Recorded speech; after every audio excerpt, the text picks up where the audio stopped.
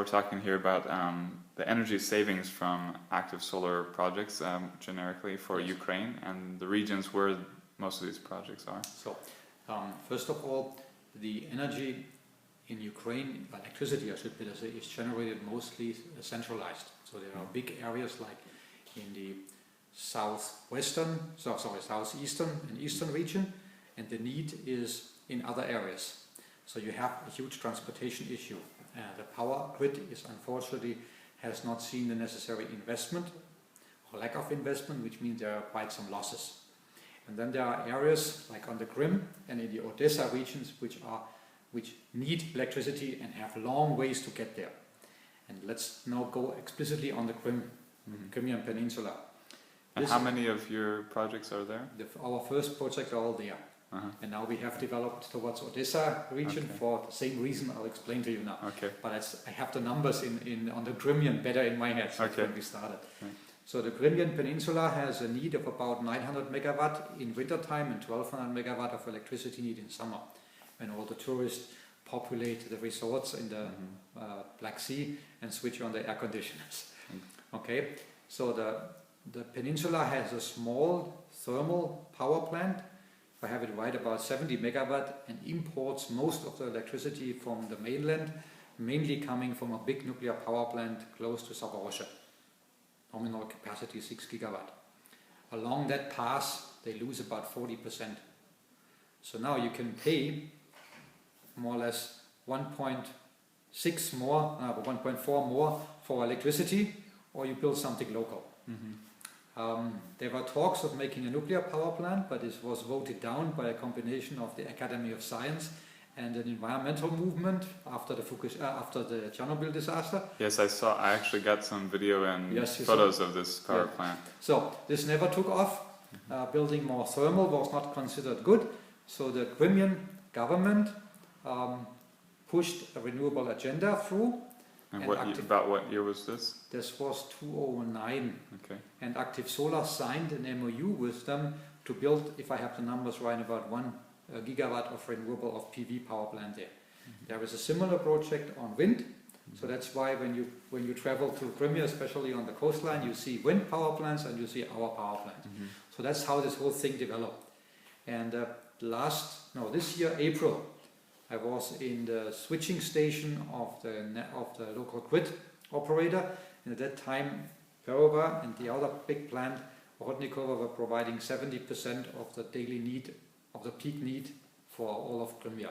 Wow. So they accomplished that. They also built a nice modern grid around the peninsula, so that means you have short access routes and you can feed in various places, enabling many areas to be built constructed with PV plants and provide the electricity.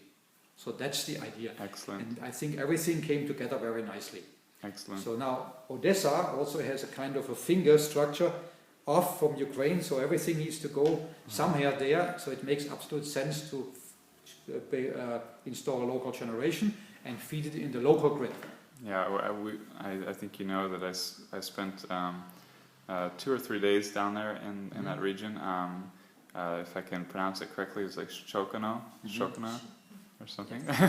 Okay. And some interesting. I mean, when I was down there, it was excellent solar resources and also wind resources, and it just definitely just was obvious. It seemed that it should be using solar panels and wind turbines, and there is enough land available which you cannot use otherwise properly. Right. So you don't compete with agriculture. And regarding that grid that you were mentioning, one thing I heard was that there was a blackout around much of the region not long ago. Was it this year or always blackouts? Okay, brownouts. Quite a lot.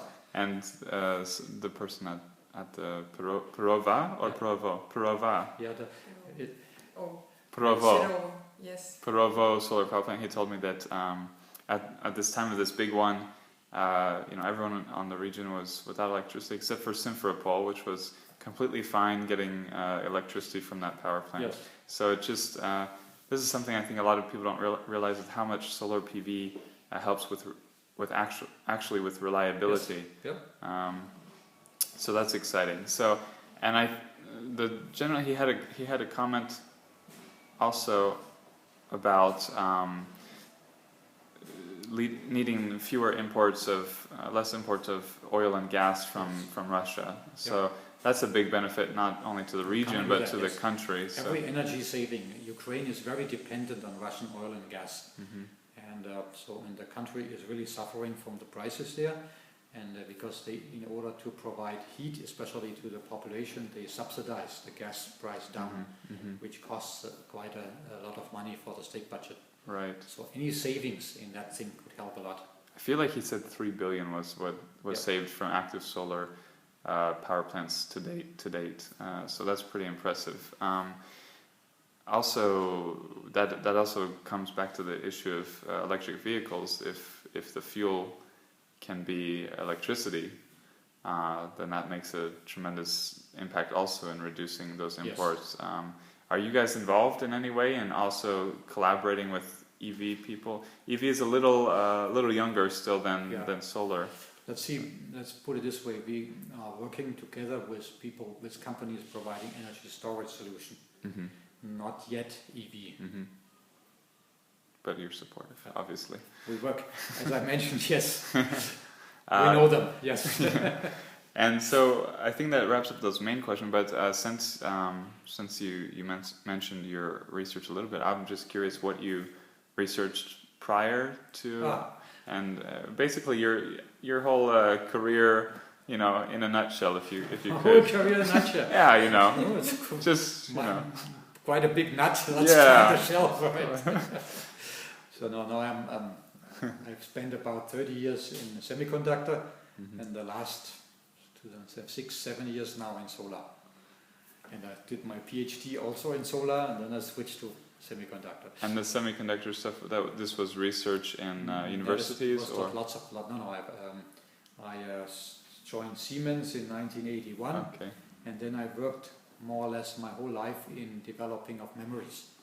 The little ones which you have in every computer or every mobile device and so on. So I had various functions there. So I was head of technology development, product development, factories, yes, and good. Innovation at one point in time. Sounds good.